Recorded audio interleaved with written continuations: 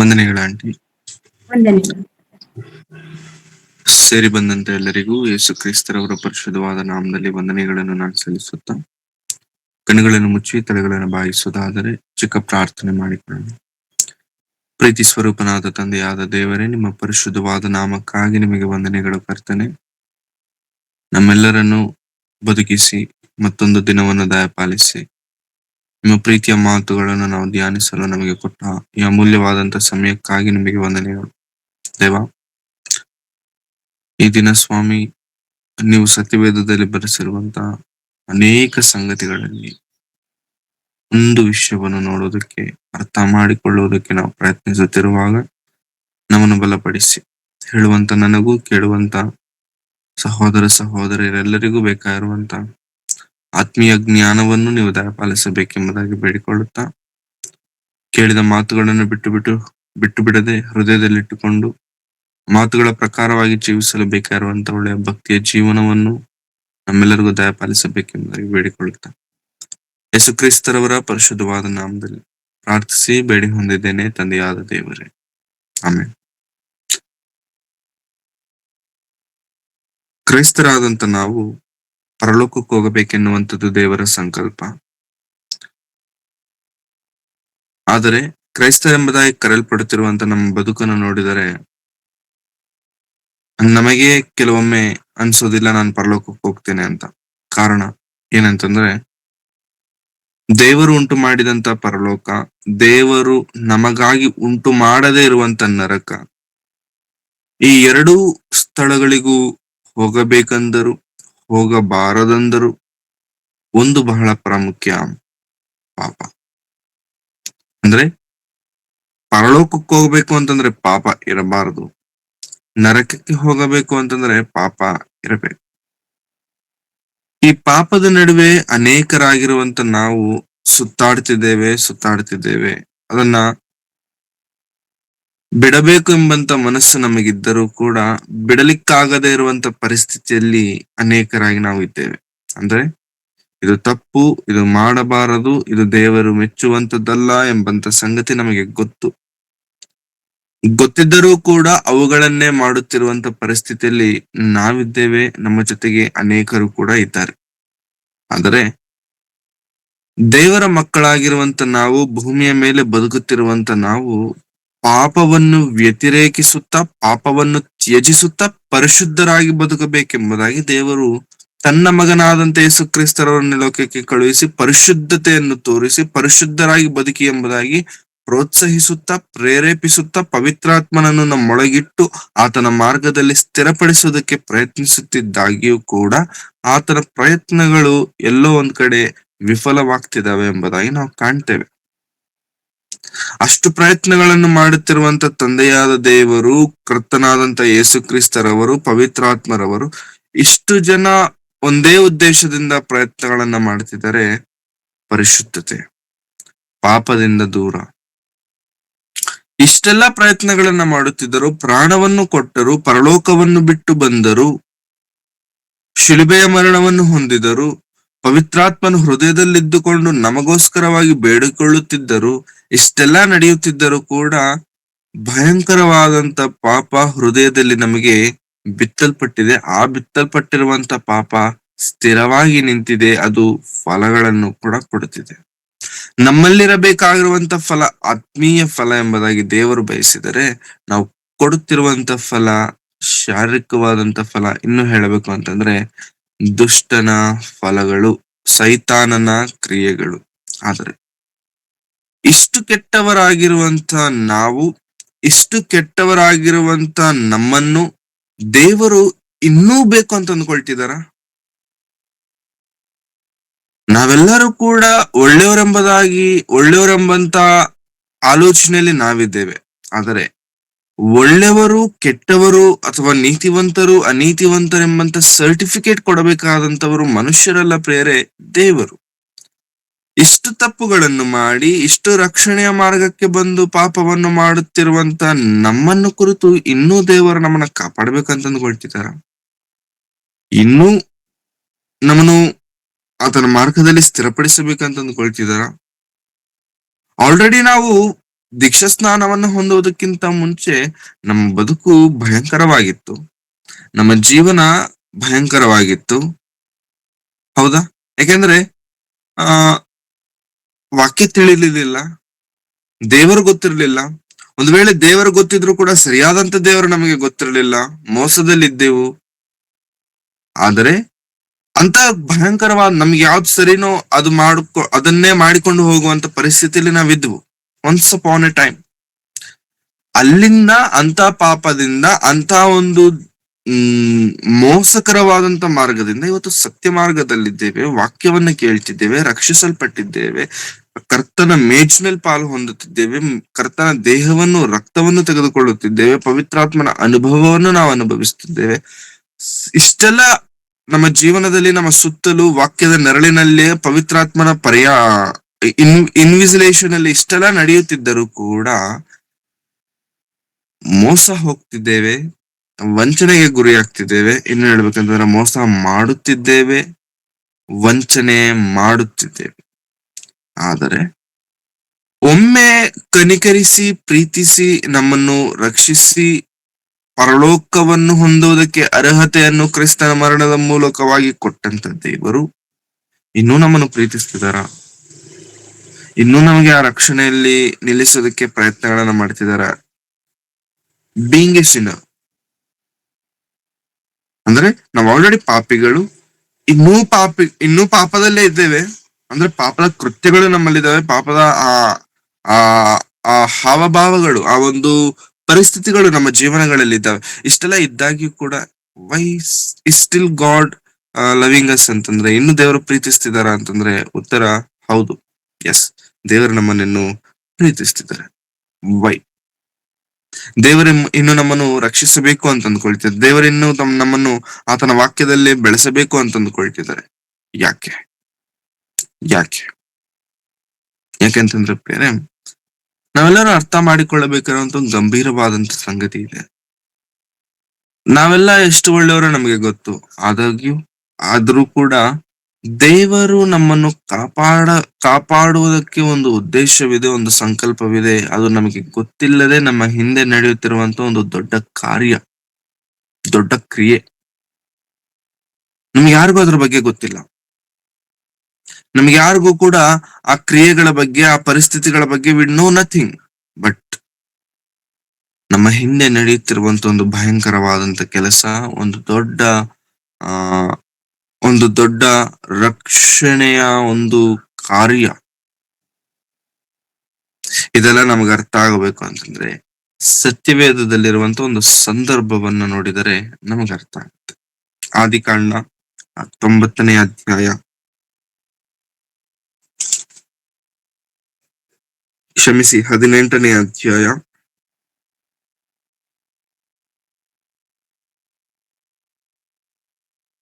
ಆದಿಕಾಂಡ 18ನೇ ಅಧ್ಯಾಯ.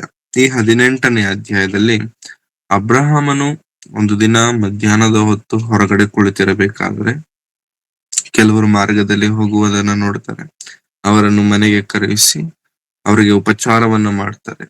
ಇಷ್ಟೆಲ್ಲ ಮಾಡಿದ ನಂತರ ಅವರು ಸಂಜೆ ಆಗ್ತಿದೆ, ನಾವಿನ್ನ ಹೊರಡ್ತೇವೆ ಅಂತೇಳಿ ರಿಟರ್ನ್ ಆಗ್ತಿದ್ದಾರೆ. ಉಪಚಾರವನ್ನು ಹೊಂದಿ ರಿಟರ್ನ್ ಆಗ್ತಿದ್ದಾರೆ. ರಿಟರ್ನ್ ಆಗ್ತಿರಬೇಕಾದ್ರೆ 18ನೇ ಅಧ್ಯಾಯದ 16ನೇ ವಚನ, 16ನೇ ವಚನದಿಂದ ಕೆಳಗಿರುವಂತ ಕೆಲವು ವಚನಗಳನ್ನ ನಾವು ಓದ್ಕೊಳ್ಳೋಣ. ಆ ಮನುಷ್ಯರು ಸೊದೋಮಿನ ಕಡೆಗೆ ನೋಡಿದರು. ಅಬ್ರಹಾಮನು ಅವರನ್ನು ಸಾಗ ಕಳುಹಿಸುತ್ತಾ ಅವರ ಜೊತೆಯಲ್ಲೇ ಬಂದಿದ್ದನು. ಆಗ ಯೆಹೋವನು ತನ್ನೊಳಗೆ, ನಾನು ಮಾಡಬೇಕೆಂದಿರುವ ಕಾರ್ಯವನ್ನು ಅಬ್ರಹಾಮನಿಗೆ ಮರೆ ಮಾಡುವುದು ಸರಿಯೋ? ಅವನಿಂದ ಬಲಿಷ್ಠವಾದ ಮಹಾಜನಾಂಗವು ಹುಟ್ಟಬೇಕಲ್ಲ. ಆತನ ಮೂಲಕ ಭೂಮಿಯ ಎಲ್ಲಾ ಜನಾಂಗಗಳಿಗೂ ಆಶೀರ್ವಾದ ಉಂಟಾಗುವುದಲ್ಲ. ಆತನು ತನ್ನ ಪುತ್ರಪೌತ್ರರಿಗೆ, ನೀವು ನ್ಯಾಯ ನೀತಿಗಳನ್ನು ನಡೆಸಿ ಯೆಹೋವನ ಮಾರ್ಗವನ್ನು ಅನುಸರಿಸಬೇಕೆಂದು ಬೋಧಿಸುವಂತೆ ಆತನನ್ನು ನಾನು ಆದುಕೊಂಡೆನಲ್ಲ. ಆತನು ಹೀಗೆ ಮಾಡುವುದರಿಂದ ಯೆಹೋವನಾದ ನನ್ನ ವಾಗ್ದಾನವು ನೆರವೇರುವುದು ಅಂದುಕೊಂಡನು. ಸಾಕು. ಅಬ್ರಹಾಮನು ಉಪಚಾರವನ್ನು ಮಾಡಿದ ನಂತರ ತನ್ನ ಪತ್ನಿಯಾಗಿರುವಂತ ಶಾರಳಿಗೆ ದೇವರು ಅಥವಾ ದೇವದೂತರು ವಾಗ್ದಾನವನ್ನ ಮಾಡ್ತಾರೆ. ನೆಕ್ಸ್ಟ್ ವರ್ಷ ನನಗೆ ಮಗು ಹುಡ್ತಾರೆ. ಇಷ್ಟೆಲ್ಲ ಹೇಳಿದ ಮೇಲೆ ಅವರು ಹೊರಟಿದ್ದಾರೆ. ಅವರಿಬ್ಬರು ಆಗ ಯೆಹೋವನು ಆ ಮನುಷ್ಯರು 16ನೇ ವರ್ಷ ಆ ಮನುಷ್ಯರಲ್ಲಿಂದ ಹೊರಟು ಸೊದೋಮಿನ ಕಡೆಗೆ ನೋಡಿದರು. ಅವರಿಬ್ಬರು ಇಬ್ಬರು ವ್ಯಕ್ತಿಗಳು ಸೊದೋಮಿನ ಕಡೆಗೆ ಹೋಗ್ತಿದ್ದಾರೆ. ಆದರೆ ದೇವರು ದೇವರು ಅಬ್ರಹಾಮನ ಜೊತೆಯಲ್ಲೇ ನಿಂತು ಹೃದಯದಲ್ಲಿ ಅಂದುಕೊಂಡ್ರಂತೆ, ನಾನು ಅಬ್ರಹಾಮನೊಂದಿಗೆ ಈ ವಿಷಯವನ್ನು ಬಚ್ಚಿಡುವುದು ಸರಿಯಾ? ಏನ ವಿಷಯ? ಏನ್ ಬಚ್ಚಿಡೋದು ಸರಿಯಾ? ಏನ್ ಬಚ್ಚಿಡ್ತಿದ್ದಾರೆ ದೇವರು ಅಬ್ರಹಾಮನ ಹತ್ರ? ಹೋಗ್ಲಿ, ಬಚ್ಚಿಟ್ರೆ ಏನಾಗಿರುವಂತ ಪ್ರಾಬ್ಲಮ್ ಏನು ಅಂತಂದ್ರೆ, ನೋ ಐ ಕಾಂಟ್, ನಾನ್ ಬಚ್ಚಿಡ್ಲಿಕ್ಕೆ ಆಗಲ್ಲ. ಯಾಕೆಂತಂದ್ರೆ ನನ್ನ ಸ್ನೇಹಿತನಿದ್ದಂತೆ, ನಾನು ಏನು ಮರೆ ಮಾಡಿ ಇಡ್ಲಿಕ್ಕೆ ಆಗಲ್ಲ. ಓಕೆ, ಸೊ ಮ್ಯಾಟರ್ ಹೇಳ್ತೀರಾ? ಹೇಳ್ತೇನೆ. ವಿಷಯ ಏನಂತಂದ್ರೆ, ನಾನು ಸೊದೋಮ್ ಗೊಮೋರ ಪಟ್ಟಣಗಳನ್ನು ಹಾಳು ಮಾಡ್ಬೇಕು ಅಂತ ಅನ್ಕೊಂಡಿದ್ದೇನೆ.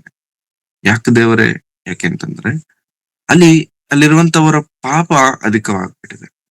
ಅಲ್ಲಿರುವಂತವರ ಅತಿಕ್ರಮ ಜಾಸ್ತಿ ಆಗಿದೆ. ಅಲ್ಲಿರುವಂತವರ ದೋಷ ಬಲು ದೊಡ್ಡದು. ಆ ಮೊರೆ ನನ್ನ ಕಿವಿಗೆ ಬಿದ್ದಿದೆ. ಅವರ ಪಾಪದ ಆ ಕೂಗು ನನ್ನ ಕಿವಿಗೆ ಬಿದ್ದಿದೆ. ಹಾಗಾಗಿ ನಾನು ಅವರನ್ನು, ಆ ಪಟ್ಟಣಗಳನ್ನು ನಾಶ ಮಾಡ್ಬೇಕು ಅಂತ ಅಂದುಕೊಳ್ತಿದ್ದೇನೆ. ಈ ವಿಷಯವನ್ನು ಯಾವಾಗಾದರೆ ಅಬ್ರಹಾಮನಿಗೆ ದೇವರು ತಿಳಿಸಿದರು. ಅಬ್ರಹಾಮನು ಆ ವಿಷಯವನ್ನು ಕೇಳಿದ ನಂತರ ತುಂಬಾ ಅನ್ಕಂಫರ್ಟಬಲ್ ಫೀಲ್ ಆದ.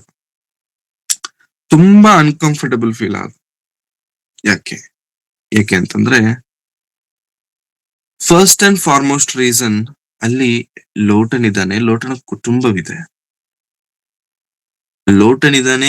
ಲೋಟನ ಕುಟುಂಬವೂ ಇದೆ. ಅದಕ್ಕಿಂತ ಇಂಪಾರ್ಟೆಂಟ್ ರೀಸನ್ ಏನೋ ಗೊತ್ತಾ? ಪಟ್ಟಣವೇ ಹಾಳಾಗುತ್ತಾ? ಪಟ್ಟಣ ಹಾಳಾಗುತ್ತೆ ಅಂತ ಅರ್ಥ, ಚಿಕ್ಕವರಿಂದ ಹಿಡಿದು ದೊಡ್ಡವರವರೆಗೂ ಸತ್ತು ಹೋಗ್ತಾರೆ. ಕಾರಣ ಏನು? ಅವರು ಮಾಡಿರುವಂತ ಪಾಪ. ಇದನ್ನು ಕೇಳಿದ ನಂತರ ತುಂಬಾ ಅನ್ಕಂಫರ್ಟಬಲ್ ಫೀಲ್ ಆದಂತ ಅಬ್ರಹಾಮನು, ತುಂಬಾ ತೊಂದರೆಗೆ ಗುರಿಯಾದಂತ ಅಬ್ರಹಾಮನು ಧೈರ್ಯ ಮಾಡಿ ದೇವರ ಹತ್ರ ಎದುರು ಮಾತನಾಡ್ತಿದ್ದಾರೆ. ಏನಂತ ಮಾತನಾಡ್ತಿದ್ದಾರೆ? 23ನೇ ವಚನ ಅಥವಾ 22ನೆಯ ವಚನವನ್ನು ನಾವು ಓದಿಕೊಳ್ಳೋಣ. 22ನೇ ವಚನದಿಂದ. ಮನುಷ್ಯರು ಅಲ್ಲಿಂದ ಸೊದೋಮಿನ ಕಡೆಗೆ ಹೋದರು. ಆದರೆ ಅಬ್ರಹಾಮನು ಯೆಹೋವನ ಎದುರಾಗಿ ಇನ್ನೂ ನಿಂತನು. ಆಗ ಅಬ್ರಹಾಮನು ಹತ್ತಿರಕ್ಕೆ ಬಂದು, ನೀನು ದುಷ್ಟರ ಸಂಗಡ ನೀತಿವಂತರನ್ನು ನಾಶ ಮಾಡುವಿಯಾ? ಒಂದು ವೇಳೆ ಆ ಊರೊಳಕ್ಕೆ 50 ಮಂದಿ ನೀತಿವಂತರಿದ್ದಾರು, ಅವರಲ್ಲಿ 50 ಮಂದಿ ನೀತಿವಂತರಿದ್ದರೂ ಆ ಸ್ಥಳವನ್ನು ಉಳಿಸದೆ ನಾಶ ಮಾಡುವಿಯಾ? ಆ ರೀತಿಯಾಗಿ ದುಷ್ಟರಿಗೂ ಶಿಷ್ಟರಿಗೂ ಭೇದ ಮಾಡದೆ ದುಷ್ಟರ ಸಂಗಡ ನೀತಿವಂತರನ್ನು ಸಂಹರಿಸುವುದು ನಿನ್ನಿಂದ ಎಂದಿಗೂ ಆಗಬಾರದು. ಸರ್ವಲೋಕಕ್ಕೆ ನ್ಯಾಯ ತೀರಿಸುವವನು ನ್ಯಾಯವನ್ನೇ ನಡೆಸುವನಲ್ಲವೇ ಎಂದು ಹೇಳಲು ಯೆಹೋವನು ಸೊದೋಮಿನಲ್ಲಿ ಸಾಕು. ಅಬ್ರಹಾಮನು ಬಂದು ದೇವರ ಹತ್ರ ಒಂದು ಮಾತನ್ನ ಕೇಳ್ತಿದ್ದಾರೆ. ಏನಂತಂದ್ರೆ, ದೇವರೇ, ನೀನೇನೋ ನಾಶ ಮಾಡ್ತೀಯ, ಆದರೆ ಆ ಪಟ್ಟಣದಲ್ಲಿ ಒಂದು ವೇಳೆ 50 ಮಂದಿ ಇದ್ದರೆ ಬಿಟ್ಬಿಡ್ತೀಯ? ನಾಶ ಮಾಡಿದರೆ ಬಿಟ್ಬಿಡ್ತೀಯ? ಯಾರಿಗೋಸ್ಕರ ಅಬ್ರಹಾಮನ್ ಕೇಳ್ತಿದ್ದಾರೆ? ಒಳ್ಳೆಯವ್ರಿಗೋಸ್ಕರಣ? ಅವ್ರು ಒಳ್ಳೆಯವರು ದೇವ್ರೆ, ಬಿಟ್ಬಿಡು, ಅವ್ರು ಪಾಪ ಮಾಡಲ್ಲ, ಬಿಟ್ಬಿಡಿ ದೇವ್ರೆ, ಆಮೇಲೆ ನೋಡ್ಕೊಳ್ಳೋಣ, ಇದೆಲ್ಲ ಮಾತಾಡ್ತಿದಾರೆ ಅಬ್ರಹಾಮನ್. ಇಲ್ಲ, ಅವರು ಪಾಪಿಗಳು, ಭಯಂಕರವಾದಂತ ಪಾಪದಲ್ಲಿ ಮುಳುಗಿರುವಂತವರು. ಅವರಿಗೋಸ್ಕರವಾಗಿ ಅಬ್ರಹಾಮನು ದೇವರ ಮುಂದೆ ನಿಂತುಕೊಂಡು ಏನಂತ ಕೇಳ್ತಿದ್ದಾರೆ? ದೇವರೇ, 50 ಮಂದಿ ಇದ್ದರೆ ನೀನು ಕಾಪಾಡ್ಬಿಡ್ತೀಯ? 50 ಮಂದಿ ಇದ್ದರೆ ಕಾಪಾಡ್ಬಿಡ್ತೀಯ? ಬಿಟ್ಬಿಡ್ತೀಯ? ನಾಶ ಮಾಡೋದನ್ನ ಬಿಟ್ಬಿಡ್ತೀಯ? ಬಿಟ್ಬಿಡ್ತೇನೆ. ಅಂದ್ರೆ ಅಬ್ರಹಾಮನ ಉದ್ದೇಶ, ಅಬ್ರಹಾಮನ ಆಲೋಚನೆ, ಅಬ್ರಹಾಮನ ಒಂದು ಪ್ರಣಾಳಿಕೆ ಏನಂತಂದ್ರೆ, ನಾಶವಾಗುವಂತದ್ದು ಪಾಪದ ವಿಷಯದಲ್ಲಿ ಯಾವ ಒಬ್ಬರು ಕೂಡ ನಾಶವಾಗುವಂತದ್ದು ಅಬ್ರಹಾಮನಿಗೂ ಇಷ್ಟ ಇಲ್ಲ, ದೇವರಿಗೂ ಇಷ್ಟ ಇಲ್ಲ. ಆದರೆ ಯಾವಾಗಾದರೆ ದೇವರ ನಿರ್ಣಯವನ್ನು ತೆಗೆದುಕೊಂಡರೋ ನಾಶ ಮಾಡಬೇಕೆಂಬುದಾಗಿ, ಆಗ ಅಬ್ರಹಾಮನು ದೇವರ ಬಳಿಯಲ್ಲಿ ಧೈರ್ಯ ಮಾಡಿ ಮಾತನಾಡ್ತಿದ್ದಾರೆ. ಏನಂತಂದ್ರೆ, ದೇವರೇ, ನೀನು ನೀತಿವಂತರನ್ನು ಕೂಡ ನಾಶ ಮಾಡ್ಬಿಡ್ತೀಯ? ಹಾಗ್ ಮಾಡ್ಬಾರ್ದಲ್ವಾ? 50 ಮಂದಿ ಇದ್ರೆ ಇಟ್ಬಿಡ್ತೀಯ. ಈ ರೀತಿ ಮಾತನಾಡ್ತಾ ಮಾತನಾಡ್ತಾ ಮಾತನಾಡ್ತಾ ಮಾತನಾಡ್ತಾ 10 ಮಂದಿಗೆ ಇಳಿಸ್ಬಿಟ್ರು. 10 ಮಂದಿಗೆ ಇಳಿಸ್ಬಿಟ್ರು. ಅಂದ್ರೆ ಅಲ್ಲಿ ಕೇವಲ ಲೋಟನನ್ನು ಕುರಿತು ಅಬ್ರಹಾಮನು ಯೋಚನೆ ಮಾಡ್ತಿಲ್ಲ ಪ್ರಿಯರೇ. ಒಂದು ವೇಳೆ ನೀತಿವಂತರಿದ್ದರೆ ಆ ನೀತಿವಂತರ ನಿಮಿತ್ತವಾಗಿ ಪಟ್ಟಣವು ಕಾಪಾಡಲ್ಪಡುತ್ತದೆ. ಅಂದರೆ ಅಲ್ಲಿರುವಂತವರೆಲ್ಲರಿಗೂ ಕೂಡ ಮತ್ತೊಂದು ಅವಕಾಶ ಸಿಗುತ್ತದೆ. ಹಾಗಂತೇಳಿ ಅವರು ಒಳ್ಳೆಯವರು ಅರ್ಥ ಮಾಡ್ಕೊಂಡ್ ಬಿಡ್ತಾರೆ, ಅಯ್ಯೋ ನನಗೋಸ್ಕರವಾಗಿ ಯಾರೊಬ್ರು ಕೇಳಿದರೆ ಅದಕ್ಕೆ ನಾನು ನಿನ್ನ ಮೇಲೆ ಪಾಪ ಮಾಡೋದನ್ನ ಬಿಟ್ಬಿಡ್ಬೇಕು ಎಂಬುದಾಗಿ ಅರ್ಥ ಮಾಡಿಕೊಳ್ಳುವಂತ ಕೆಪಾಸಿಟಿ ಇರುವಂತವರಲ್ಲ ಅವರು. ಪಾಪದಲ್ಲಿ ಮುಳುಗಿರುವಂತವರು, ಪಾಪ ಮಾಡುತ್ತಿರುವಂತವರವರು.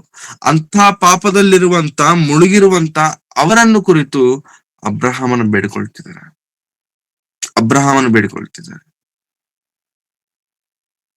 ಪ್ರೇರೆ, ಅಬ್ರಹಾಮನ ಪ್ರಾರ್ಥನೆಯಿಂದ ನಾವು ಅರ್ಥ ಮಾಡಿಕೊಳ್ಳಬೇಕಾದಂತ ಸಂಗತಿ ಏನಂತಂದ್ರೆ, ದೇವರು ನಾವು ಇನ್ನೂ ಅಂತಂದ್ರೆ till today, till this second, ಈ ಕ್ಷಣದವರೆಗೂ ನಾವೇನು ನೀತಿವಂತರಲ್ಲ, ನಾವೇನು ಪರಿಶುದ್ಧರಲ್ಲ, ನಾವೇನು ವಾಕ್ಯದ ಪ್ರಕಾರವಾಗಿ ನಡೆಯುತ್ತಿರುವಂತ ಪರ್ಫೆಕ್ಷನಿಸ್ಟ್ ನಾವಲ್ಲ.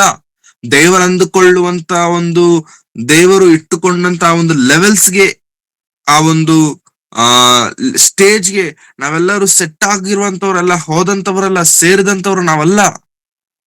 But still we are blessed, we are still alive. ನಾವಿನ್ನು ಬದುಕಿದ್ದೇವೆ, ನಾವಿನ್ನು ಉಸಿರಾಡ್ತಿದ್ದೇವೆ. ಕಾರಣವೇನೋ ಗೊತ್ತಾ ಪ್ರಿಯರೇ? ಒಂದು, ದೇವರ ಮಹಾಪ್ರೀತಿಯಾಗಿದ್ದರೆ. ಎರಡನೇದು, ನನಗೋಸ್ಕರ, ನಿನಗೋಸ್ಕರ, ನಮ್ಮೆಲ್ಲರಿಗೋಸ್ಕರ ಪ್ರಾರ್ಥಿಸುತ್ತಿರುವಂತ ನೀತಿವಂತರಿದ್ದಾರೆ. ನೀನು ನಾನು ಇನ್ನು ಬದುಕಬೇಕೆಂಬುದಾಗಿ ದೇವರ ಹತ್ರ ಮೊರೆ ಇಡುತ್ತಿರುವಂತ ಒಂದು ನೀತಿವಂತನು ನಮಗೋಸ್ಕರವಾಗಿದ್ದಾರೆ. ನಾವಿನ್ನೂ ರಕ್ಷಣೆಯಲ್ಲಿ ನಿಲ್ಲಬೇಕೆಂಬುದಾಗಿ, ನಾವಿನ್ನೂ ಪರಿಶುದ್ಧರಾಗಿ ಬದುಕಬೇಕೆಂಬುದಾಗಿ, ನಮ್ಮ ಪರಿಶುದ್ಧತೆಗೋಸ್ಕರ, ನಮ್ಮ ರಕ್ಷಣೆಗೋಸ್ಕರ ಪ್ರಾರ್ಥಿಸುತ್ತಿರುವಂತವ್ರು ನಮಗಿದ್ದಾರೆ. You don't know them. ನಿನಗವರ ಮುಖ ಪರಿಚಯವಿಲ್ಲ, ನಿನಗವರ ಹೆಸರು ಕೂಡ ಗೊತ್ತಿಲ್ಲ. But still they are praying for you. ಅವರ ಪ್ರಾರ್ಥನೆ ಎಷ್ಟು ಬಲವಾದದ್ದು, ಅವರ ಪ್ರಾರ್ಥನೆ ಎಷ್ಟು ಶಕ್ತಿ ಉಳ್ಳಂತ ಪ್ರಾರ್ಥನೆ ಅಂತಂದ್ರೆ, ನೀನಿನ್ನು ಉಳಿದಿರೋದಕ್ಕೆ ಕಾರಣ ಎಲ್ಲೋ ಒಂದ್ ಕಡೆ ಅವರ ಪ್ರಾರ್ಥನೆ. ನೀನಿನ್ನು ವಾಕ್ಯವನ್ನು ಕೇಳುತ್ತಿರುವುದಕ್ಕೆ ಕಾರಣ ಅವರ ಮೊರೆ, ಅವರ ವಿಜ್ಞಾಪನೆ. That is more powerful Dhan your ಸಿನ್. ನೀನು ಮಾಡುತ್ತಿರುವಂತ ಪಾಪಕ್ಕಿಂತ, ನೀನು ಮಾಡುತ್ತಿರುವಂತ ಅತಿಕ್ರಮಕ್ಕಿಂತ, ನೀನು ಮಾಡುತ್ತಿರುವಂತ ಮೋಸಕ್ಕಿಂತ ಅವರ ಪ್ರಾರ್ಥನೆ ನಿಜವಾಗ್ಲೂ ಉನ್ನತವಾಗಿದೆ, ಅಮೂಲ್ಯವಾಗಿದೆ. ಅದಕ್ಕೆ ನಾವಿನ್ನೂ ಬದುಕಿದ್ದೇವೆ. ಪ್ರೇರೆ, ಪ್ರಾರ್ಥನೆಯನ್ನು ತುಂಬಾ ಸಲ ನಾವು ನೆಗ್ಲೆಕ್ಟ್ ಮಾಡ್ಬಿಡ್ತೇವೆ ಪ್ರೇರೆ. ಪ್ರಾರ್ಥನೆಯನ್ನು ಬಹಳ ಸಾರಿ ನಾವು ನೆಗ್ಲೆಕ್ಟ್ ಮಾಡ್ಬಿಡ್ತೀವಿ. ಏನ್ ಮಾಡ್ತೇವೆ ಪ್ರಾರ್ಥನೆ? No sir. ಪ್ರಾರ್ಥನೆ ಬಹು ಬಲವಾಗಿರುವಂತದ್ದು, ಪ್ರಾರ್ಥನೆ ಶಕ್ತಿಯುಳ್ಳಂತದ್ದು, ಪ್ರಾರ್ಥನೆ ಅನೇಕರನ್ನು ಸನ್ಮಾರ್ಗದಲ್ಲಿ ನಿಲ್ಲಿಸುವಂತದ್ದು. ಈ ಪ್ರಾರ್ಥನೆಯನ್ನು ನಾವೇನಾದ್ರೂ ಓವರ್ಟೇಕ್ ಮಾಡ್ಕೊಂಡು ಹೋಗ್ತಿದ್ದೇವೆ ಅಂತಂದ್ರೆ, ಹೇಳ್ತಿದ್ದೇನೆ ಪ್ರೇರೆ, ನಮ್ಮ ಮೂಲಕವಾಗಿ ರಕ್ಷಿಸಲ್ಪಡುವಂತವರನ್ನು ನಾವೇ ರಕ್ಷಣೆ ಮಾಡ್ತಿಲ್ಲ, ನಾವು ರಕ್ಷಿಸ್ತಿಲ್ಲ. You don't know how God will save someone by your prayers. ನಿನ್ನ ಪ್ರಾರ್ಥನೆಯ ಮೂಲಕವಾಗಿ ಯಾರನ್ನು ದೇವರು ಕಾಪಾಡ್ತಾರೋ you don't know. But the thing is, ವಿಷಯ ಏನಂತಂದ್ರೆ, ನೀನು ಮಾಡುವಂತ ಪ್ರಾರ್ಥನೆ ತುಂಬಾ ಶ್ರೇಷ್ಠವಾಗಿರುತ್ತದೆ. ದೇವರು ನಾವು ಮಾಡುವಂತ ಪ್ರಾರ್ಥನೆಯನ್ನು ಅಸಡ್ಡೆ ಮಾಡುವಂತವರಲ್ಲ, ತಳ್ಳಿ ಬಿಡುವಂತವರಲ್ಲ. You should pray for someone in your life. ನಿನ್ನ ಜೀವನದಲ್ಲಿ ನೀನು ಪ್ರಾರ್ಥಿಸುವಂತವರು ಖಂಡಿತ ಇರಲೇಬೇಕು. ಪ್ರಾರ್ಥನೆನೇ ಮಾಡದೇ ಇರುವಂತ ಪರಿಸ್ಥಿತಿಯಲ್ಲಿ ಒಂದು ವೇಳೆ ನಾವಿದ್ದರೆ ಪ್ರಿಯರೇ, ನಾವು ಏನಂತಾರೆ, ನ್ಯಾಯ ಮಾಡ್ತಿಲ್ಲ. We are not justifying ourselves. ಯಾಕೆಂತಂದ್ರೆ ಬಹಳ ಮಂದಿ, ನಂಬ್ತಿರೋ ಇಲ್ವೋ ಗೊತ್ತಿಲ್ಲ, ಬಹಳ ಮಂದಿ ರಕ್ಷಣೆಗೆ ಬರಲಿಕ್ಕೆ ಎಷ್ಟೋ ಮಂದಿ ಕಣ್ಣೀರಿನ ಪ್ರಾರ್ಥನೆ ಮಾಡ್ತಿರ್ತಾರೆ. ಅವರು ರಕ್ಷಣೆಗೆ ಬರಬೇಕು ಬರಬೇಕು ಬರಬೇಕು. ಒಂದಿನ 2 ದಿನ ಅಲ್ಲ ಪ್ರಿಯರೇ, ಸುಮಾರು ವರ್ಷಗಳು ಪ್ರಾರ್ಥನೆ ಮಾಡಿದರೆ, ಸುಮಾರು ವರ್ಷಗಳು ದೇವರನ್ನು ಮೊರೆ ಇಟ್ರೆ ಅವರು ರಕ್ಷಣೆಗೆ ಬರ್ತಾರೆ. ಇನ್ನೂ ಹೇಳ್ಬೇಕಾ, ಯಾವ್ದಾದ್ರು ಒಂದು ಚಿಕ್ಕ ಮೀಟಿಂಗ್ ಇಟ್ರೇನೆ, ಆ ಮೀಟಿಂಗ್ಗೆ ಬರಬೇಕು ಅಂತಂದ್ರೇನೆ ಎಷ್ಟೋ ಜನ ಪ್ರಾರ್ಥನೆ ಮಾಡ್ತಾರೆ ಆ ಮೀಟಿಂಗ್ಗೋಸ್ಕರ. ಆ ಬೋಧಕರು ಬರಬೇಕು, ಆ ಸೇವಕರು ಬರಬೇಕು, ಅವರು ಬಂದು ವಾಕ್ಯ ಹೇಳಬೇಕು, ವಾಕ್ಯ ಹಂಚಬೇಕು. ಅನೇಕರ ಪ್ರಾರ್ಥನೆಯ ಪ್ರತಿಫಲವೇ ನಡೆಯುವಂತ ಮೀಟಿಂಗ್ಸ್, ನಡೆಯುವಂತ ಸಭೆಗಳು. ಒಂದು ಮೀಟಿಂಗ್ ನಡಿಬೇಕು ಅಂತಂದ್ರೇನೆ ಅಷ್ಟು ಜನ ಪ್ರಾರ್ಥಿಸಬೇಕು, ಪ್ರಾರ್ಥನೆ ಮಾಡಬೇಕು. ಕೆಲವು ವರ್ಷಗಳು ಪ್ರಾರ್ಥನೆ ಮಾಡ್ತಾರೆ ಆ ಒಂದು ದಿನದ ಮೀಟಿಂಗ್ಗೋಸ್ಕರ, ಆ 3 ದಿನದ ಮೀಟಿಂಗ್ಗೋಸ್ಕರ. ಹೌದು, ಅವರೆಲ್ಲರೂ ಸೇರಿ ಪ್ರಾರ್ಥಿಸುವುದರಿಂದಲೇ ಆ ಆ ಮೀಟಿಂಗ್ ನಡೆಯುತ್ತೆ. ಇಲ್ಲಂತಂದ್ರೆ ನಡೆಯೋದಿಲ್ಲ. ಮತ್ತೆ ನಿನ್ನ ರಕ್ಷಣೆ, ನೀನಿರುವಂತ ಈ ಪರಿಸ್ಥಿತಿ, ನೀನಿರುವಂತ ಈ ಸ್ಥಿತಿಗತಿಗಳು, ಇನ್ನು ಹೇಳಬೇಕು ಅಂತಂದ್ರೆ ನೀನಿನ್ನೂ ವಾಕ್ಯವನ್ನು ತಿಳಿದು ವಾಕ್ಯದ ಪ್ರಕಾರವಾಗಿ ಬದುಕದೇ ಇದ್ದಾಗ್ಯೂ ಕೂಡ ನೀನಿನ್ನು ಬದುಕಿರುವುದಕ್ಕೆ, ಉಸಿರಾಡುತ್ತಿರುವುದಕ್ಕೆ ಕಾರಣವೇನೋ ಗೊತ್ತಾ? ನಿನಗೋಸ್ಕರವಾಗಿ ಅಬ್ರಹಾಮನ ಹಾಗೆ ದೇವರ ಮುಂದೆ ಪ್ರಾರ್ಥಿಸುತ್ತಿರುವಂತವ್ರು ಇದ್ದಾರೆ. ದೇವರೇ ಕಾಪಾಡು, ದೇವರೇ ಕ್ಷಮಿಸು, ದೇವರೇ ಅವರನ್ನು ಮನ್ನಿಸು, ಅವರನ್ನು ಸ್ಥಿರಪಡಿಸು. ಗೊತ್ತಿಲ್ಲದೆ ಮಾಡ್ಬಿಡ್ತಿದ್ದಾರೆ, ನಡೆಸು. ಈ ರೀತಿಯಾಗಿ ಮೊರೆ ಇಡುತ್ತಿರುವಂತವ್ರು, ನಮಗೋಸ್ಕರವಾಗಿ ಪ್ರಾರ್ಥಿಸ್ತಿರುವಂತವ್ರು ಇಬ್ಬರಿದ್ದಾರೋ ಎಷ್ಟು ಮಂದಿ ಇದ್ದಾರೋ ಗೊತ್ತಿಲ್ಲ ಪ್ರಿಯರೇ, ಬಟ್ ಇದ್ದಾರೆ. ಅಂತವರಿರುವುದರಿಂದಲೇ ನಾವಿನ್ನು ಭಕ್ತಿಯಲ್ಲಿದ್ದೇವೆ, ಅಂತವರಿರುವುದರಿಂದಲೇ ನಾವಿನ್ನು ವಾಕ್ಯವನ್ನು ಕೇಳ್ತಿದ್ದೇವೆ, ಅಂತವರಿರುವುದರಿಂದಲೇ, ಅಂತವರು ಹಠದಿಂದ ಪ್ರಾರ್ಥನೆ ಮಾಡುತ್ತಿರುವುದರಿಂದಲೇ ನಾವಿನ್ನು ಧೈರ್ಯದಿಂದ ಸುಖಕರವಾಗಿ ಯಾವ ಚಿಂತೆ ಇಲ್ಲದೆ ಬದುಕ್ತಿದ್ದೇವೆ. ಅವರೊಂದು ವೇಳೆ ಪ್ರಾರ್ಥನೆ ಮಾಡೋದನ್ನ ನಿಲ್ಸ್ಬಿಟ್ರು ಅಂತ ಅಂದ್ಕೊಳ್ಳಿ, next second, the very next second ನಾವೇನಾಗ್ತೇವೋ ನಮಗೆ ಗೊತ್ತಿಲ್ಲ, ನಮ್ಮ ಬದುಕು ಏನಾಗ್ಬಿಡುತ್ತ ನಮಗೆ ಗೊತ್ತಿಲ್ಲ. ದಯವಿಟ್ಟು ಅರ್ಥ ಮಾಡ್ಕೊಳ್ಳೋಣ ಪ್ರಿಯರೇ, ಪ್ರಾರ್ಥನೆ ಮಾಡುವಂಥದ್ದು ಬಹಳ ಬಹಳ ಬಹಳ ಪ್ರಾಮುಖ್ಯ. ಅನೇಕ ಬಾರಿ ನಾವು ತಾತ್ಸಾರ ಮಾಡ್ತೇವೆ, ಅನೇಕ ಬಾರಿ ಏನ್ ಮಾಡ್ತೇವೆ ಬಿಡಿ ಎಂಬುದಾಗಿ ನೆಗ್ಲೆಕ್ಟ್ ಮಾಡ್ತೇವೆ. Never ever neglect the power of the prayer. ವಾಕ್ಯದ ಪ್ರಾರ್ಥನೆಯ ಬಲವು ಬಹಳ ಬಹಳ ದೊಡ್ಡದು ಪ್ರಿಯರೇ, ಬಹಳ ದೊಡ್ಡದು. ಅನೇಕ ಕ್ರೈಸ್ತರಲ್ಲಿರುವಂತ ಬಲಹೀನತೆ ಏನೋ ಗೊತ್ತಾ ಪ್ರಿಯರೇ? ವಾಕ್ಯವನ್ನು ತಿಳಿದು ಸಭೆಗೆ ಬಂದಂತ ಪ್ರಾರಂಭದಲ್ಲಿ ಅಧಿಕವಾದಂತ ಪ್ರಾರ್ಥನೆ ಮಾಡ್ತಿರ್ತಾರೆ, ಬಹಳ ಆಳವಾದಂತ ಸಂಬಂಧ ದೇವರೊಂದಿಗೆ ಬೆಳೆಸ್ಕೊಂಡಿರ್ತಾರೆ. ಅನುಭವ ಬೆಳೆಯುತ್ತಾ ಕ್ರಮವಾಗಿ ಬೆಳೆಯುತ್ತಿರುವಂತ ಒಂದು ಕ್ರಮದಲ್ಲಿ ಪ್ರಾರ್ಥನೆ ಕಡಿಮೆ ಆಗ್ಬಿಡುತ್ತೆ, ಭಕ್ತಿ ಕಡಿಮೆ ಆಗ್ತಿರುತ್ತೆ. ಯಾಕೆ ಅಂತಂದ್ರೆ ವಾಕ್ಯ ಹೆಚ್ಚಾಗಿ ತಿಳಿದುಕೊಂಡ ನಂತರ ಅವ್ರಿಗೆ ಏನ್ ಅನ್ಸುತ್ತೆ ಗೊತ್ತಾ? ಇನ್ನು ಪ್ರಾರ್ಥನೆ ಬೇಕಿಲ್ಲ, ಪ್ರಾರ್ಥನೆ ಬೇಡ, ಇನ್ನೇನ್ ಪ್ರಾರ್ಥನೆ ಮಾಡೋದು ಏನಿದೆ ಬಿಡಿ. ಪ್ರಾರ್ಥನೆ ಮಾಡಿದ್ರು ಒಂದೇ, ಮಾಡಿಲ್ಲ ಅಂತಂದ್ರು ಒಂದೇ, ಹೋಗ್ಬಿಡೋಣ. ನೋ, ಬಹಳ ತಪ್ಪದು, ಬಹಳ ತಪ್ಪು. ಪ್ರಾರ್ಥನೆ ಎನ್ನುವಂಥದ್ದು ಹೇಗೋ ಗೊತ್ತಾ ಪ್ರಿಯರೇ? ಕಾಣುವಂತ ದೊಡ್ಡದು ಬಿಲ್ಡಿಂಗ್ ಎಷ್ಟು ಸುಂದರವಾಗಿ ಕಾಣುತ್ತೋ, ಕಾಣದೇ ಇರುವಂತ ಬೇಸ್ಮೆಂಟ್ ಅಷ್ಟು ಬಲವಾಗಿರಬೇಕು. ಬುರ್ಜ್ ಖಲೀಫಾ ದೊಡ್ಡದು, ಪ್ರಪಂಚದಲ್ಲೇ ದೊಡ್ಡ ಇನ್ಫ್ರಾಸ್ಟ್ರಕ್ಚರ್, ಅದು ದೊಡ್ಡ ಬಿಲ್ಡಿಂಗ್ ಅದು. ಬಟ್ ಅಷ್ಟು ದೊಡ್ಡ ಬಿಲ್ಡಿಂಗ್ ನಿಲ್ಲುವುದಕ್ಕೆ ಕೆಳಗಾಕಿರುವಂತ ಬೇಸ್ಮೆಂಟ್ ಕೂಡ ಅಷ್ಟೇ ಬಲವಾಗಿರಬೇಕು, ಅಷ್ಟೇ ದೊಡ್ಡದಾಗಿರ್ಬೇಕು. ನಾವು ಎಷ್ಟು ಉನ್ನತವಾದಂತ ಪರಿಸ್ಥಿತಿಗಳಿಗೆ ಹೋಗ್ಲಿ, ನಾವು ಎಷ್ಟು ಶ್ರೇಷ್ಠವಾದಂತ ಸ್ಥಿತಿಗತಿಗಳಲ್ಲಿ ಇದ್ದಾಗ್ಯೂ ಕೂಡ ನಿನ್ನ ಜೀವನದಲ್ಲಿ ಪ್ರಾಮುಖ್ಯವಾದದ್ದು, ಶ್ರೇಷ್ಠವಾದದ್ದಾಗಿರುವಂತ ಬೇಸಿಕ್ಸ್ ನಾವು ಯಾವತ್ತೂ ಮರೆಯಬಾರದು. ಬುನಾದಿಯಾಗಿರುವಂತ ಪ್ರಾರ್ಥನೆಯನ್ನು ನಾವು ಯಾವತ್ತೂ ಮರೆಯಬಾರದು. ಕೇವಲ ಪ್ರಾರ್ಥನೆ ಅಲ್ಲ, ಅನೇಕ ಕ್ಯಾಟಗರಿಯಲ್ಲಿ ಅದು ಬರುತ್ತೆ, ಬಟ್ ಪ್ರಾರ್ಥನೆ ಒಂದು ಬಹಳ ಪ್ರಾಮುಖ್ಯವಾಗಿರುವಂತದ್ದು. ಕ್ರೈಸ್ತರೇ, ಇಲ್ಲಿ ಸೇರಿ ಬಂದಿರುವಂತ ನಾವೆಲ್ಲರೂ ಕೂಡ ಒಂದು ವಿಷಯ ನಾವು ನೆನಪು ಮಾಡಿಕೊಳ್ಬೇಕು. We should come back to basics. We should get back to basics. ಬೇಸಿಕ್ಸ್ಗೆ ಮತ್ತೆ ನಾವು ಹಿಂತಿರುಗಿ ಬರಬೇಕು. ಬೇಸಿಕ್ಸ್ ಏನಿದೆ ಅವುಗಳನ್ನ ನಾವು ಮತ್ತೆ ಫಾಲೋ ಮಾಡ್ಬೇಕು. ಯಾಕಂತಂದ್ರೆ ನಾವು ಬೇಸಿಕ್ಸ್ ನ ಬಿಟ್ಬಿಟ್ಟು ತುಂಬಾ ದೂರ ಹೋಗ್ಬಿಟ್ಟಿದ್ದೇವೆ. ಬೇಸಿಕ್ಸ್ ನ ಬಿಟ್ಬಿಟ್ಟಿದ್ದೇವೆ ನಾವು. ಯಾವುದು ಪ್ರಾಮುಖ್ಯವೋ ಅದನ್ನೇ ನಾವು ಬಿಟ್ಬಿಟ್ಟಿದ್ದೇವೆ, ಯಾವುದು ಶ್ರೇಷ್ಠವೋ ಅದನ್ನೇ ನಾವು ಬಿಟ್ಬಿಟ್ಟಿದ್ದೇವೆ. ಯಾವುದು ಬೇಕೋ ಅದನ್ನೇ ನಾವು ತುಂಬಾ ಆಲಸ್ಯ ಮಾಡ್ತಿದ್ದೇವೆ.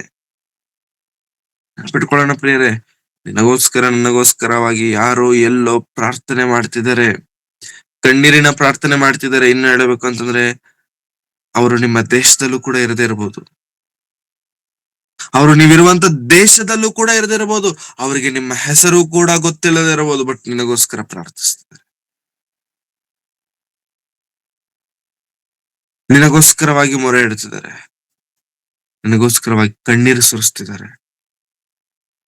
ಮತ್ತ ಅಂತವ್ರಷ್ಟು ಪ್ರಾರ್ಥಿಸುತ್ತಿರುವಾಗ, ಅಂತವರಷ್ಟು ಮೊರೆ ಇಡುತ್ತಿರುವಾಗ ಆ ಮೊರೆಗೆ ಪ್ರತಿಫಲವೇನು? ಇನ್ನೂ ಪಾಪದಲ್ಲೇ ಬದುಕುವುದಾ? ಇನ್ನೂ ಅಂತ ದ್ರೋಹದಲ್ಲೇ ಬದುಕುವುದಾ? ಇನ್ನೂ ಆ ಒಂದು ಮೋಸದಲ್ಲೇ ಜೀವಿಸುವುದಾ? ಇಲ್ಲ ಪ್ರಿಯರೇ, ಅಬ್ರಹಾಮನು ಸೊದೋಮ್ ಗೊಮೋರ ಪಟ್ಟಣದವರಿಗೋಸ್ಕರ ಯಾಕೆ ಕೇಳ್ಬೇಕು? ಏನ್ ಅವಶ್ಯಕತೆ ಇದೆ? ಆಯ್ತು, ಹಾಳು ಮಾಡ್ಬಿಡು ದೇವ್ರೆ, ನಿನ್ನಿಷ್ಟ. ನೀತಿವಂತರು ಯಾರಿದ್ದಾರೆ ಅವ್ರನ್ನ ಬಿಟ್ಬಿಡು, ಕೆಟ್ಟವ್ರು ಯಾರಿದ್ದಾರೆ ಎಲ್ಲರೂ ಹಾಳು ಮಾಡು. ಬಟ್ ದ ಟ್ರಿಕ್ ಈಸ್, ಅಬ್ರಹಾಮನ್ ಕೇಳ್ತಿರುವಂತ ಟ್ರಿಕ್ ಏನೋ ಗೊತ್ತಾ? ಒಳ್ಳೆಯವರಿದ್ದರೆ ಊರೆಲ್ಲರನ್ನು ಕಾಪಾಡ್ಬಿಡ್ಬೇಕು. ಇದು ಒಳ್ಳೆಯವರೊಂದು ವೇಳೆ ಅದರಲ್ಲಿ 50 ಮಂದಿ ಇದ್ದಾರೆ, 20 ಜನ ಇದ್ದಾರೆ, 10 ಮಂದಿ ಇದ್ದಾರೆ, ಊರೆಲ್ಲಾರನ್ನು ಕಾಪಾಡ್ಬಿಡ್ಬೇಕು. ಅವ್ರಿಗೆ ಮತ್ತೊಂದು ಅವಕಾಶ ಕೊಡಬೇಕು ಬದುಕಲಿಕ್ಕೆ, ಅವರಿಗೆ ಮತ್ತೊಂದು ಅವಕಾಶ ಕೊಡಬೇಕು ತಪ್ಪನ್ನು ತಿದ್ದುಕೊಳ್ಳುವುದಕ್ಕೆ. ನಾವಿನ್ನು ತಪ್ಪು ಮಾಡುತ್ತಿದ್ದರೂ ಕೂಡ ಅದ್ಭುತವಾಗಿ ನನ್ನ ಲೈಫ್ ಬಿಂದಾಸ್ ಆಗಿದೆ, ಸಕ್ಕತ್ತಾಗಿ ಬದುಕ್ತಿದ್ದೇನೆ ಅಂತ ಅಂದ್ಕೊಂಡ್ರೆ ಮೂರ್ಖರು ನಾವು. ಆ ಬಿಂದಾಸ್ ಸಖತ್ತಾಗಿರುವಂತ ಲೈಫ್ ಹಿಂದೆ ಕಣ್ಣೀರಿರುವಂತವ್ರು, ಮೊರೆ ಇಡುತ್ತಿರುವಂತವ್ರು, ದೇವರ ಮುಂದೆ ವಿಜ್ಞಾಪನೆ ಮಾಡುತ್ತಿರುವಂತವ್ರು ಇದ್ದಾರೆ. It's not your life, that's there. ಅವ್ರು ಕೊಡುತ್ತಿರುವಂತ ಭಿಕ್ಷೆ ನಮಗೆ, ಅದು ಅವರು ನಮಗೆ ಕೊಡುತ್ತಿರುವಂತಹ ಒಂದು ದಾನವಾಗಿದೆ. ನೋ ಸರ್, ಒಬ್ಬರು ನಮಗೋಸ್ಕರವಾಗಿ ಪ್ರಾರ್ಥಿಸ್ತಿದ್ದಾರೆ ಅಂತಂದ್ರೆ you are answerable for that. ನೀನ್ ಅದಕ್ಕೆ ಉತ್ತರವಾಗಿದೆ ಆಗಿದ್ದೀಯ, ನೀನ್ ಅದಕ್ಕೆ ಲೆಕ್ಕ ಕೊಡಬೇಕಾಗಿರುವಂತವನಾಗಿದ್ದಿ. Don't know in which angle, ಯಾವ ರೂಪದಲ್ಲಿ, ಯಾವ ರೀತಿಯಲ್ಲಿ ಯಾರೋ ನಮಗೋಸ್ಕರವಾಗಿ ಪ್ರಾರ್ಥಿಸ್ತಿದಾರೋ ನಮಗೂ ಕೂಡ ಗೊತ್ತಿಲ್ಲ ಪ್ರಿಯರೇ. ಬಟ್ ಆ ಪ್ರಾರ್ಥನೆ ದೇವರು ಕೇಳ್ತಿದ್ದಾರೆ. ದೇವರು ಕೇಳ್ತಿರೋದ್ರಿಂದಲೇ ನಾವಿನ್ನು ವಾಕ್ಯ ಕೇಳ್ತಿದ್ದೇವೆ, ದೇವರು ಕೇಳ್ತಿರೋದ್ರಿಂದಲೇ ನಾವಿನ್ನು ಉಸಿರಾಡ್ತಿದ್ದೇವೆ, ದೇವರು ಕೇಳ್ತಿರೋದ್ರಿಂದಲೇ ಪ್ರಿಯರೇ ನಾವಿನ್ನು ಒಳ್ಳೆ ಬದುಕನ್ನು ಜೀವಿಸ್ತಿದ್ದೇವೆ, ನಡೆಸ್ತಿದ್ದೇವೆ. ನಾವೇನ್ ಮಾಡ್ಬೇಕು? ಭಕ್ತಿಯಲ್ಲಿ ನಾವು ಬದುಕಬೇಕು. ಭಕ್ತಿಯಲ್ಲಿ ನಾವು ಬದುಕಬೇಕು. ನಂತರ ಭಕ್ತಿಯಲ್ಲಿ ಇರುವಂತವರಿಗೋಸ್ಕರ ಅಥವಾ ಭಕ್ತಿಯಲ್ಲಿ ಇಲ್ಲದವರಂತವರಿಗೋಸ್ಕರ ಪ್ರಾರ್ಥಿಸಬೇಕು ಪ್ರೇರೆ. ಪ್ರಾರ್ಥನೆ ವೇಸ್ಟ್ ಆಗುತ್ತೆ ಅನ್ಕೊಂಡಿದ್ದೇವಾ? ಪ್ರಾರ್ಥನೆ ಯಾರಿಗೋಸ್ಕರ? ನಾವು ಗೊತ್ತಿಲ್ದರಿಗೋಸ್ಕರ ಯಾಕೆ ಬ್ರದರ್ ಮಾಡಬೇಕು? Yes sir, that is the beauty of gospel. ಅದೇ ತಾನೇ ವಾಕ್ಯದ ಶ್ರೇಷ್ಠತೆ. ನಿನಗೆ ಯಾರು ಗೊತ್ತು ಅಂತ ನಾವು ಹೋಗಿ ಸುವಾರ್ತೆ ಸಾರ್ತಿದ್ದೇವೆ. ನನಗೆ ಯಾರು ಗೊತ್ತಾ ಅಂತ ಹೇಳ್ಬಿಟ್ಟು ಹೋಗ್ಬಿಟ್ಟು ವಾಕ್ಯ ಹೇಳ್ತಿದ್ದೇವೆ. ನಿನಗೆ ಗೊತ್ತಿಲ್ಲದವರು, ನಿನಗೆ ತಿಳಿಯದವರು, ಅವರಿಗೆ ಸುವಾರ್ತೆ ಹೇಳಬೇಕು, ಅವ್ರಿಗೋಸ್ಕರ ಪ್ರಾರ್ಥಿಸಬೇಕೆನ್ನುವಂಥದ್ದೇ ತಾನೇ whole concept of the Bible. ನಾವು ಆ ಕಾನ್ಸೆಪ್ಟ್ ನ ತುಂಬಾ ಸಲ ಡಿಸ್ಕ್ರಿಮಿನೇಟ್ ಮಾಡ್ಬಿಡ್ತೇವೆ.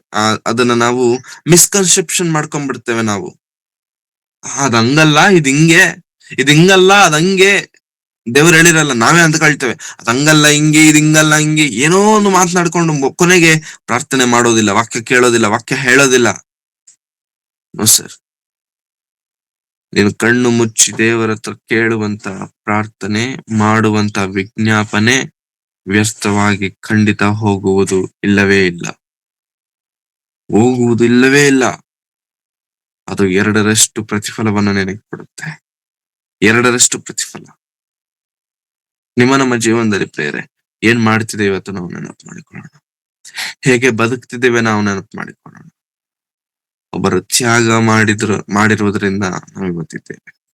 ಒಬ್ಬರು ಮೊರೆ ಇಡುತ್ತಿರುವುದರಿಂದ ಅವ್ರು ನಮ್ಮ ತಂದೆ ತಾಯಿಗಳು ಕೂಡ ಆಗಿರಬಹುದು, ಬಂಧು ಬಳಗದವರಾಗಿರಬಹುದು, ಸೇವಕರಾಗಿರಬಹುದು, ಸಭೆಯವರಾಗಿರಬಹುದು, ಹೂ ಎವರ್ ದೇ ಮೇ ಬಿ, ಯಾರೇ ಆಗಿರಲಿ, ರೆಸ್ಪೆಕ್ಟ್ ದೇರ್ ಪ್ರೇಯರ್. ನಾವು ಮಾಡ್ತಿರುವಂತ ಅತಿಕ್ರಮ, ದೋಷ ಏನಿದೆ ಬಿಟ್ಬಿಡ್ಬೇಕು ಪ್ರೇಯರೆ. It's enough is enough. ಸಾಕು.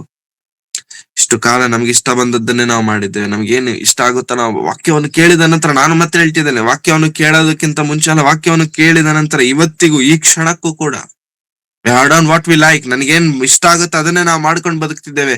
ಇನ್ನು ಮೇಲೂ ಹಾಗೆ ಮಾಡಿದರೆ ಅವರ ಪ್ರಾರ್ಥನೆ ನಮಗೆ ಶಾಪವಾಗ್ಬೋದೇನೋ ನೋಡ್ಕೊಳ್ಳಿ. ಅವರ ಪ್ರಾರ್ಥನೆ ನಮಗೆ ಮರಣವಾಗ್ಬೋದೇನೋ, ನ್ಯಾಯ ತೀರ್ಪಿಗೆ ಒಳಪಡಿಸುವಂತೆ ಮಾಡುತ್ತದೇನೋ. ನೋಡ್ಕೊಳ್ಳೋಣ ನೋಡ್ಕೊಳ್ಳೋಣ. It's A very humble request. Let's be very careful. Let's be very much careful. ಯಾಕೆಂತಂದ್ರೆ ತುಂಬಾ ಜನ ತಾತ್ಸಾರ ಯೇಸು ಕ್ರಿಸ್ತನ್ ಇನ್ನು ಬಂದಿಲ್ವಲ್ಲ, ಆತನ ಎರಡನೇ ಬರೋಣ ಇನ್ನು ಬಂದಿಲ್ವಲ್ಲ, ತಡವಾಗ್ತಿದೆ, ಲೆಟ್ ಹಿಮ್ ಕಮ್ ಲೇಟ್. ನನಗಿಷ್ಟ ಬಂದಂಗ್ ನಾನ್ ಬದುಕ್ತೇನೆ, ಆತನ ತಡವಾಗಿನೇ ಬರಲಿ, ನನಗಿಷ್ಟ ಬಂದಂಗ್ ಬದುಕ್ತೇನೆ. ನೋ, ಇಲ್ಲ, ತಪ್ಪದು. ಯಾವಾಗ ಬರುತ್ತೇನೋ ಗೊತ್ತಿಲ್ಲ, ಬಟ್ ಬಂದಾಗ ನೀನ್ ಸರಿ ಇರ್ಬೇಕು. ನಾನ್ ಸರಿ ಇರ್ಬೇಕು ಅಂತಂದ್ರೆ ಪ್ರಾರ್ಥನೆ, ವಿಜ್ಞಾಪನೆ, ಮೊರೆ. Let's come back to our basics. ಯಾವ್ದಾದ್ರೆ ಬೇಡ ಎಂಬುದಾಗಿ ಬಿಟ್ಟು ಬಿಟ್ಟಿದ್ವಲ್ವಾ ಪ್ರೇರೆ, ತಾತ್ಸಾರ ಮಾಡ್ಬಿಟ್ಟಿದೇವಲ್ವಾ, ಅವುಗಳನ್ನ ಇಟ್ಕೊಳ್ಳೋಣ ಪ್ರೇರೆ. ಬಿಟ್ಬಿಟ್ಟಿದ್ದೇವೆ. ಇವೆಲ್ಲ ಬೇಡ, ಪ್ರಾರ್ಥನೆ ಬೇಡ, ಆರಾಧನೆ ಬೇಡ, ಅದು ಬೇಡ, ಇದು ಬೇಡ ಅಂತ ತುಂಬಾ ವಿಷಯಗಳನ್ನ ನಾವು ಬಿಟ್ಬಿಟ್ಟಿದ್ದೇವೆ, ತಾತ್ಸಾರ ಮಾಡ್ಬಿಟ್ಟಿದ್ದೇವೆ, ನೆಗ್ಲೆಕ್ಟ್ ಮಾಡ್ಬಿಟ್ಟಿದ್ದೇವೆ. ನಮ್ಮ ಜೀವನದಲ್ಲಿ ಮರೆ ಆಗ್ಬಿಟ್ಟಿದ್ದೇವೆಲ್ಲ.